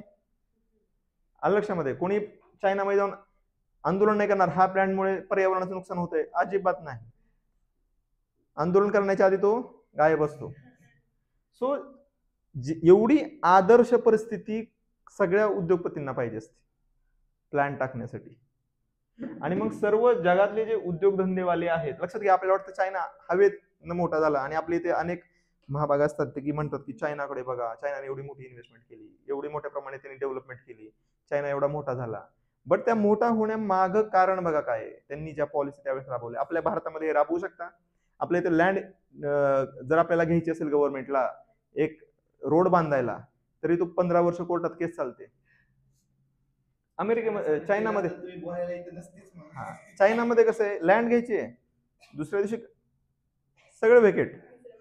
येस. सो चायना हे एक आदर्श स्थान होतं कॅपिटलिस्ट उद्योगपती जे आहेत त्यांना उद्योग स्थापन करण्यासाठी. त्यांना फ्री हँड होता, त्यांना पाहिजे ते मिळणार होतं. कमीत कमी खर्चामध्ये तुम्ही उद्योग म्हणजे वस्तू निर्माण करू शकता आणि त्यामुळे तुमचं प्रॉफिट वाढणार आहे. आणि जर उद्योगपती असतात ते एकाच गोष्टीनं ड्राईव्ह होतात, ते म्हणजे प्रॉफिट. सो तुम्ही आपले टाटा ग्रुपचे पण बरेच मॅन्युफॅक्चरिंग प्लांट तुम्हाला चायनामध्ये दिसतात. आणि आपल्या इथले बरेच कंपन्या आहेत, त्यांचा जो सप्लायर आहे तो चायना आहे. भारताची पूर्ण मॅन्युफॅक्चरिंग इंडस्ट्री आहे, फार्मास्युटिकल मॅन्युफॅक्चरिंग इंडस्ट्री आहे, आपण काय म्हणतो फॉर्म्युलेशन इंडस्ट्री म्हणून आपण. त्याचे जे एपीआय जे सप्लाय करतं ते कोण करतं? चायना करतं. आपले जे कार कंपनी आहेत त्यांचं पण रॉ मटेरियल, त्यांचे सेमीकंडक्टर, त्यांचे चिप्स वगैरे सप्लाय कोण करतं? चायना करतं. सो बऱ्याच गोष्टीमध्ये चायना आपला सप्लायर आहे. ठीक आहे. आणि जाणून बुजून तसं ते ठेवण्यात आलेलं आहे. जे आपल्या इथेही लोकल पॉलिटिक्समध्ये त्यावरती अलिगेशन्स होत असतात. सो चायना एक आदर्श ठिकाण होतं. वेस्टर्न कंट्रीज, युरोपमधल्या कंट्री, युरोपमधले उद्योगपती, अमेरिका, आपले जे जपान वगैरे ह्या सगळ्याकडचे जे उद्योगपती होते त्यांना मॅक्सिमम प्रॉफिट कमवण्यासाठी चायना एक आदर्श म्हणत होता. त्यामुळे चायनातले लोक श्रीमंत नाही झाले, सरकार श्रीमंत झालं, लोक नाही श्रीमंत झाले. लोकांना अजूनही पगार कमीच आहे लक्षामध्ये. सो आता काय झालं की ज्यावेळेस त्यांनी चायनाने जेव्हा एक पोटेन्शियल अचीव्ह केलं, एक मॅन्युफॅक्चरिंगचं हातामध्ये अचीव्ह केलं, त्यानंतर त्यांनी आपले खरे दात दाखवायला सुरुवात केली की नाव जग सगळं माझ्यावरती डिपेंड आहे आणि माझ्याकडे खूप मोठे पैसे आहेत. माझ्याकडे $3.5 ट्रिलियन फॉरेक्स रिझर्व्ह आहे. जेवढी आमची इकॉनॉमी नाही, जेवढी आमची जीडीपी नाही, भारताची जेवढी जीडीपी नाही तेवढा तर त्यांची फॉरेक्स रिझर्व्ह आहे.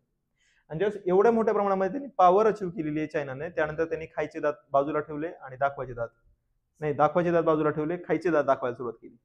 आता त्यावेळेस समजलं या देशांना की कुठेतरी आपलं डिपेंडन्स, अमेरिका, युरोप या देशांना समजलं की कुठेतरी चायनावरती आपला डिपेंडन्स जास्त आहे आणि आपण चायनाला थोडं त्याची जागा दाखवली पाहिजे. आणि मग त्यानंतर तुम्हाला चायनावरती टॅरिफ्स दिसायला लागतात. ट्रम्प बोलताना मग कोविड व्हायरसला चायनाज व्हायरस म्हणायला लागतो. ट्रम्प काय बोलला? कोविड व्हायरसला चायनीज व्हायरस. रिझन काय? सो त्याला त्याची प्लेस दाखवायची की बाबा तू आमचा ऐकतोस तोपर्यंत जगशील, नाहीतर आम्ही मग तुला बाजूला करू. मग तुम्हाला ते तैवानचा मुद्दा उठवताना दिसतील. तुम्हाला ते मध्यंतरी बांगलादेशचे जे माझी म्हणण्याचे ते अजूनही तेच आहेत, शेख हसीना पंतप्रधान, त्यांनी सांगितलं की अमेरिकेला इथे भारताचा नॉर्थ ईस्टर्न पार्ट आणि बांगलादेशचा काही पार्ट मिळून एक नवीन देश क्रिएट करायचा आहे अमेरिकेला, सो दॅट इट विल चायनावरती लक्ष ठेवेल, त्याचबरोबर भारतावरती पण लक्ष ठेवेल. सो हे जे रायझिंग एशियन पॉवर्स आहेत त्याच्यावरती लक्ष ठेवण्यासाठी त्यांनी इथे गोंधळ घडवून आणला. तुम्ही मणिपूर बघताय.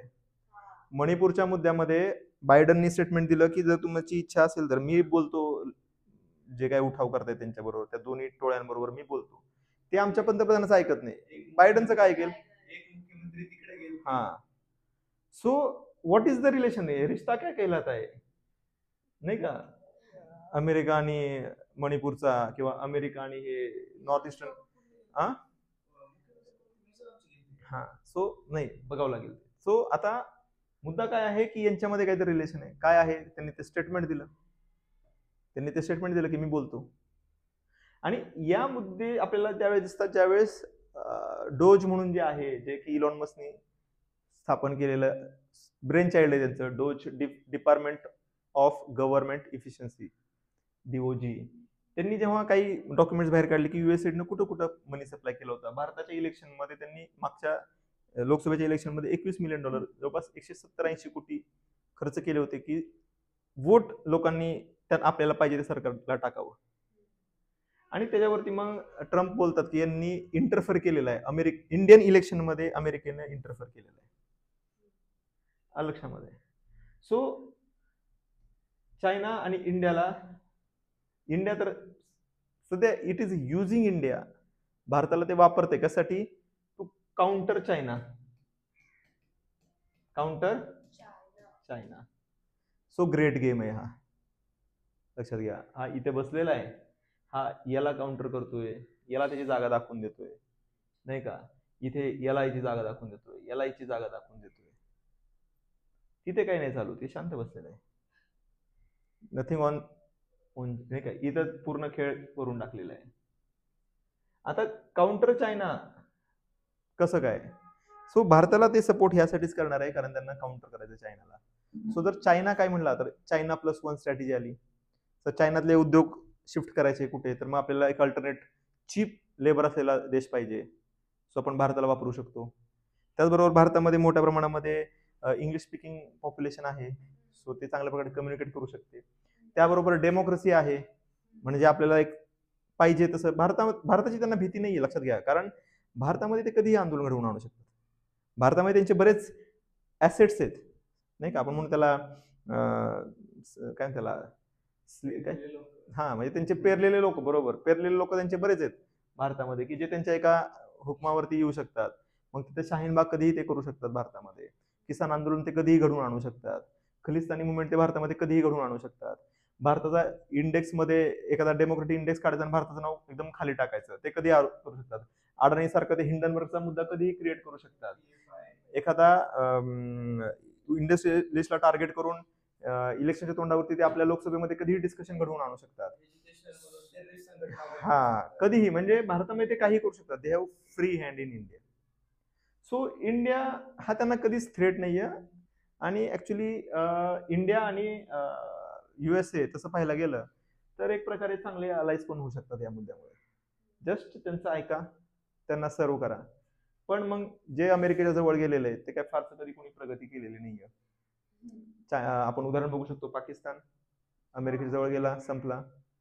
तुम्ही युक्रेन बघा, अमेरिकेच्या जवळ गेला, संपला. सो सध्या भारताचा वापर चाललाय तो एक चायनाला काउंटर करण्यासाठी अमेरिकेच्या बाजूने. आता मग भारतासाठी रोड अहेड काय आहे. पहिली गोष्ट आहे, जे आपले इथे पेरलेली माणसं आहेत, म्हणजे भारतामध्ये काही यांचे पेरलेली माणसं आहेत, रशियाची, अमेरिकेची काही आहे जे तिथनं फायनान्स घेतात, काही रशियाची पेरलेली माणसं आहेत. भारतामध्ये काही अशी लोक आहेत की जे ज्यावेळेस चायनामध्ये पाऊस पडतो त्यावेळेस भारतामध्ये छत्री उघडली जाते. असे काही लोक आहेत आपल्या इथे की जे चायनाची बोली बोलतात. काही बीबीसीच्या ह्याच्यावरती काम करणारे आहेत, पेरोलवरती काम करणारे आहेत. सो भारतामध्ये हे जे सगळे आपण म्हणू त्यांचे ऍसेट्स आहेत भारतामधले, ते ऍसेट्स आपल्याला नष्ट करणं गरजेचं आहे. नष्ट करणं म्हणजे मारून टाकायचं का नाही, त्यांना म्हणायचं पैसे घ्या, टेन्शन घेऊ नका, फक्त गोंधळ घालू नका. सो लेट देम थिंक की आपण पैसे देतोय, हे पैसे देतात, हे पैसे देतात, पैसे देतात. आपले ते एम्प्लॉयमेंट होते, जे लोकांना पैसे मिळतात त्यांना पैसे घ्या, फक्त गोंधळ घालू नका, पैसे घेत राहा. सो पहिली गोष्ट की हे जे काम करणारे लोक आहेत परकीय, जयचंद म्हणून, आपल्या भारताला जयचंदचा नेहमीच धोका राहिलेला आहे. सो भारतामध्ये आता बऱ्याच देशांचे जयचंद आहेत आणि they are holding position of power. So ते आपल्या लोकसभेमध्ये पण आहेत. आपण बघितलं की एका इंडस्ट्रियलिस्टच्या सांगण्यावरून आपले ते पैसे घेऊन लोकसभेमध्ये प्रश्न विचारण्याचं काम झालेलं आहे. एक पश्चिम बंगालची सांसद होती, त्यांनी हे काम, कर्तृत्व त्यांचं आहे ते की पैसे घेऊन प्रश्न विचारणं वगैरे. सो हे जे आपले जे ऍसेट आहेत ते बाजूला ठेवू. दुसरं आहे अवॉइड एनी वॉर. आता तुम्ही बघा, बांगलादेशमध्ये जे काही झालं त्याच्यावरून भारताने ऍक्शन घ्यावी बांगलादेशमध्ये म्हणून काय त्याला म्हणतात, उचकवण्यात आलं भारताला. ठीक आहे. चायना भारत गलवानचा मुद्दा आपण पाहिलेलाच आहे. त्याचबरोबर हा इकडे आता काही राहिलं नाही, पण काही वर्षापूर्वीपर्यंत हा करतच होता काही ना काही उद्योग. पण भारताचं मेन काम आहे अवॉइड वॉर. का नाही, भारत अफोर्ड नाही करू शकत. भारत 140 कोटी लोकसंख्या आहे, 2% पॉप्युलेशन, 2% लँड आहे, 18% पॉप्युलेशन आहे. 140 कोटी लोकांना जर तुम्हाला जगवायचं असेल, जर भारत आपल्या जनतेला खायला प्यायला नाही घालू शकला तर बाहेरची गरज नाहीये, भारतामध्येच गोंधळ माजेल. म्हणून यादवी जर खायला प्यायला नसेल तर काय, जे अरब रिव्होल्युशन जे झालं होतं आणि अरबमध्ये जो गोंधळ झाला होता ते लोकांनी का घडवून आणला होता, तर त्यांना मिळत नाही म्हणून. If they are hungry they will revolt. लोक भुके आहेत तर ते रिवोल्ट करतील. भारताचं मेन काम आहे भाई, फुकट तर फुकट राशन देत राहा, खायला कमी नाही पडलं पाहिजे. खायला कमी पडलं तर मग गोंधळ होऊ शकतो, कारण जर पोट उपाशी असेल तर ते दुश्मनाला जाऊन मिळू शकतात. सो दुसरी गोष्ट, avoid any war, avoid any collision. Third, interest first. Interest first म्हणजे आता कसं आहे, भारतामध्ये काही लोक आहेत ना, तसं आपण मग त्यांच्यामध्ये पण आपण काही लोक ठेवली पाहिजेत. त्यासाठी टू गेट ऍडव्हान्टेज लॉबिंग केलं पाहिजे. सो आपण आपले इंटरेस्ट बघितले पाहिजेत इरिस्पेक्टिव्ह ऑफ देश. जो देश आपल्या कामाचा आहे त्याच्याबरोबर. आता याचं एक उदाहरण घेऊया आपण, खूप भारी उदाहरण आहे. काही महिन्यापूर्वी तुम्ही ऐकलं असेल की एक कतार म्हणून देश आहे, हा इथे छोटासा. आता हे 2 दिवसामागे आपले कतारचे जे प्रमुख आहेत ते भारतामध्ये आले होते आणि मग मोदींनी सगळा प्रोटोकॉल तोडून त्यांना ते रिसीव्ह करायला गेले. आता हे तेच कतार आहे जिथं अल जझीरा चालतं, लक्षात घ्या. अल जझीरा एक न्यूज एजन्सी आहे, अरब मधली एकमेव इंग्लिशमध्ये न्यूज कव्हर करणारी, ग्लोबल न्यूज कव्हर करणारी संस्था आहे. सो त्यांना they are spokesperson of the terrorist organisation असं पण म्हणलं जातं इस्रायलकडून. तर हा जो कतर आहे, या कतरनी भारतीय नौसैनिकांना फाशीची शिक्षा सुनावली होती, जे की भारतीय नौसैनिक तिथे आफ्टर रिटायरमेंट कामाला गेले होते. त्यांच्यावरती इस्पॅनोइज म्हणजे त्यांनी गुप्तहेरी केल्याचा आरोप लावून त्यांना फाशी शिक्षा दिली होती. आणि मग मोदींनी तिथे त्या मुद्दे त्यांना फाशी शिक्षा सुनावली की भारतामध्ये बरंच वातावरण तापलं. लोकसभेमध्ये प्रश्न विचारला गेला, तुम्ही जर म्हणता आमचे मित्र आहेत आणि मग फाशी वगैरे दिली नाही का. मग मोदींनी ते सांगितलं त्यांना आणि सांगितलं फाशी वगैरे रद्द करा, इज्जत का सवाल आहे, तो फाशी रद्द करा. आता मुद्दा लक्षात घ्या, हा तोच अल जझीरा आहे, तोच कतार आहे, कारण अल जझीराला सप्लाय कोण करतं पैशाचा, कतरची रॉयल फॅमिली. सो हा तोच कतर आहे ज्या कतरनं अल जझीरा मार्फत भारतावरती बऱ्याच वेळा टीका केलेली. पाकिस्तान, काश्मीर या सर्व मुद्द्यावरती तो पाकिस्तानची बाजू घेतो. हा कतर तोच आहे ज्यानं अँटी इंडिया स्टान्स घेतलेला आहे बऱ्याच वेळा. पण हा अचानक ह्यांचा जो हेड आहे तो पळत पळत भारतामध्ये आला. आणि तो भारतामध्ये आला का आला, काहीतरी असेल रिझन आहेत. पण मुद्दा आहे की याला गरज काय पडली अचानक भारतामध्ये येण्याची. तर भारत हा त्याच्याकडून मोठ्या प्रमाणात LNG LPG वगैरे इम्पोर्ट करतो. LPG गॅस जो आहे तो LNG वगैरे आपण त्याच्याकडे इम्पोर्ट करतो. आता भारत आणि कतारच्या व्यापारामध्ये कतरच्या फेवरमध्ये व्यापार आहे, ते आपल्याकडनं फारसं काय घेत नाहीत, आपण त्यांच्याकडून घेतो. हा व्यापार मागच्या वेळेस $18 बिलियन होता, यावर्षी तो $14 बिलियन झाला. हे 4 बिलियन कुठे गेले, आपण त्यांच्याकडनं कमी इम्पोर्ट केलं. का इम्पोर्ट केलं कमी, एक सिग्नलिंग असतं की तुम्ही जे मागच्या काही वर्षात केलेलं आहे आणि जे ते अल जझीरा ज्या प्रकारे रिपोर्टिंग करते, तुम्ही आमच्या प्रकारे जे काही उद्योग लावलेले आहेत आता कमी केले, बंदच करू नये. हा आता हे कमी केलेलं आहे. आणि आता आमच्याकडे एक अल्टरनेट आलेला आहे, कारण आता ट्रम्प आलेला आहे निवडून. अमेरिकेकडे बऱ्याच मोठ्या प्रमाणात नॅचरल गॅस आहे आणि अमेरिकेचे ट्रम्पनी सांगितलेलं आहे ड्रिल करा आणि नॅचरल गॅस काढा. सो अमेरिका आता नॅचरल गॅस सप्लाय करू शकतं. मग अमेरिका आणि भारतामध्ये एकच इश्यू आहे की आपला जो ट्रेड सरप्लस आहे, अमेरिका म्हणतो तुम्ही आमच्याकडनं काहीतरी खरेदी करा, भारत म्हणणार तुम्ही नॅचरल गॅस काढा, आम्ही तुमच्याकडे नॅचरल गॅस खरेदी करतो, ट्रेड सरप्लस होईल. आणि जर भारताला हा एक पर्याय निर्माण झाला तर कतरचे हे पैसे सुद्धा, सो पैसे का मामला है, भागते हुए आएंगे ना, पैसे का मामला आहे, त्यामुळे तो पळत येणार आहे. सो इथला जो आलेला आहे भारतामध्ये, याच्या मागे रिझन आहे एक व्यापार, बिझनेस. कारण अमेरिका जर उद्या मोठ्या प्रमाणात मॅन्युफॅक्चरिंग करायला लागला तर हा डंप करेल काय गॅस मार्केटमध्ये, त्यामुळे गॅसच्या प्राइस काय होणार. आणि म्हणून भारताबरोबर $78 बिलियन, किती, $78 बिलियन पुढच्या 20 वर्षाचा करार करून घेतलेला आहे. आत्ताच्या प्राइस पेक्षा स्वस्त किमतीवरती गॅस देण्याचा करार पुढच्या 20 वर्षासाठी कतारने भारतावर केलेला आहे. का, कारण त्यांना भविष्य माहिती आहे की हा डंप करणार आहे, ट्रम्प आलेले आहेत.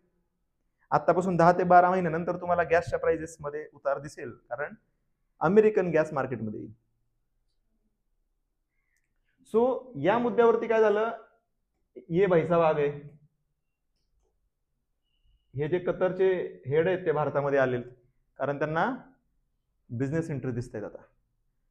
आणि आपले आपले प्राईम मिनिस्टर पण हुशार आहेत एकदम, की जुना भाऊ आल्यासारखं ते डायरेक्ट प्रोटोकॉल वगैरे मोडून रिसिव्ह करायला गेलेले त्यांना एअरपोर्टवरती. रिझन काय लक्षात घ्या, जगातला जो विशेषतः भारतातला जो कोणता मीडिया आहे, जे काही आपल्या इथे कम्युनल राईट्स होतात किंवा आपल्या इथलं जे काही वातावरण बिघडतं, यांचा जो मेन एजन्सी आहे, न्यूज एजन्सी आहे, ती अल जझीरा आहे. अल जझीरा यांचा मायबाप आहे, फंडिंग एजन्सी आहे. आलं लक्षामध्ये.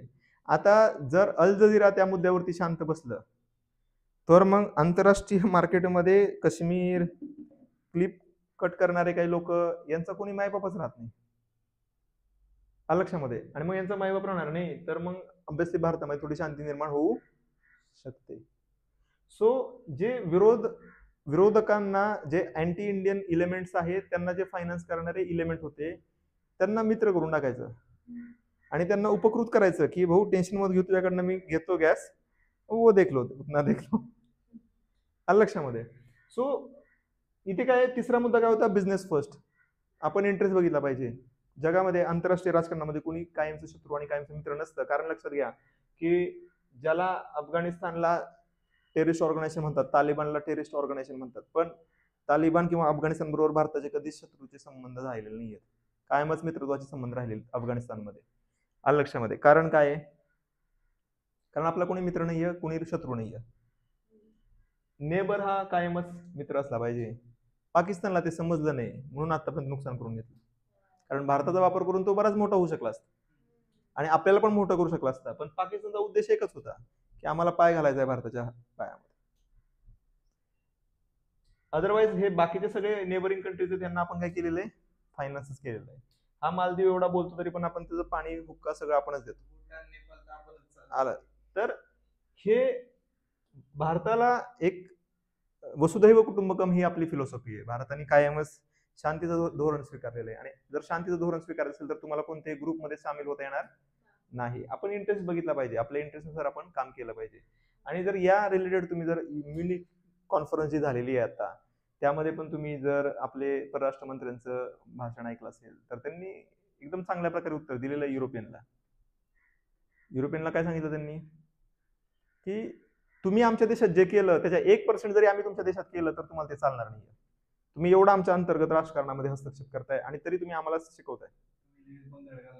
त्याचं जर आम्ही त्याच्या 1% जरी केलं ना, तरी तुम्हाला ते सहन नाही होणार म्हणे. हे त्यांच्या मीटिंगमध्ये, त्यांच्याच स्टेजवरती जाऊन, त्यांच्याच लोकांना हे समोर तोंडावर सांगणारं आता आपलं नेतृत्व निर्माण झालेलं. लक्षामध्ये, की तुम्ही आमच्या इथे असं करताय, तुम्ही आमच्या इथे सेपरेटिस्ट मुवमेंट जे चालवणारे खलिस्तानी त्यांना जाऊन भेटताय आणि तुम्ही आमच्याकडनं चांगल्या वागण्याची अपेक्षा करताय, तरी पण आम्ही तुमच्याशी चांगलं वागतोय. विचार करा. लक्षामध्ये. सो एकंदरीत भारतासाठी महत्वाचा मुद्दा आहे की China is not our enemy, it is not a friend also.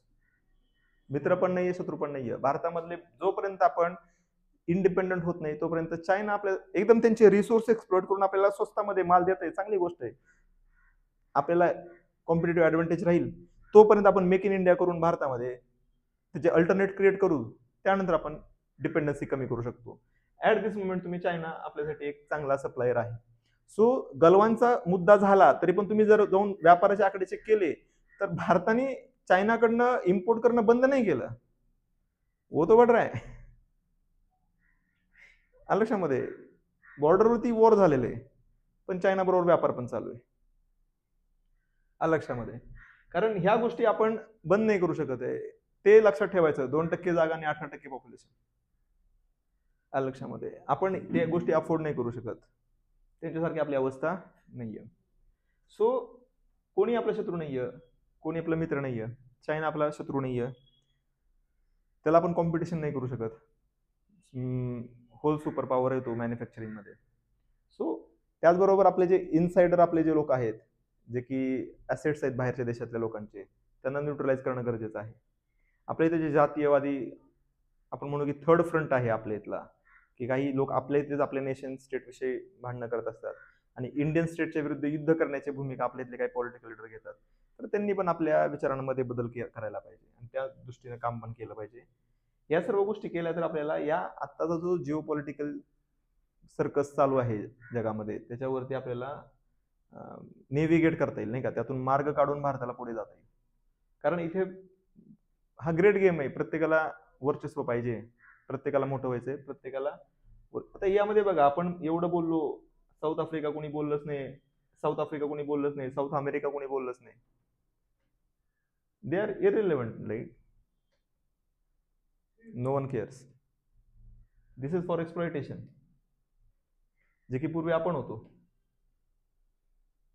Exploitation for these people, Eurocentric आणि नॉर्थ अमेरिकन सेंट्रिक वर्ल्ड. आणि आता पहिल्यांदा कोणीतरी युरोसेंट्रिक वर्ल्डला चॅलेंज दिलेले आहे आणि तो देश आहे चायना, तो देश आहे India. So China is not our enemy, लक्षामध्ये, पण मित्र पण नाही. येस. सो हे आहे आपला. वेळ झाला का? किती वेळ झाला? 1 तास झाला. तर आपण हे आता इथे समाप्त करूया. पुढचा पार्ट आपण ज्यावेळेस पुढचे काही इव्हेंट्स घडतील त्यामध्ये घेऊयात. थँक्यू. चला. युक्रेनच्या चर्चेत युक्रेनलाच बाहेर ठेवलं होतं. ते हो, तो राहिला की आपला मुद्दा. ठीक आहे. बोलायचं असं त्याच्या एकदम 15-20-25% वरती बोलताच येत नाही.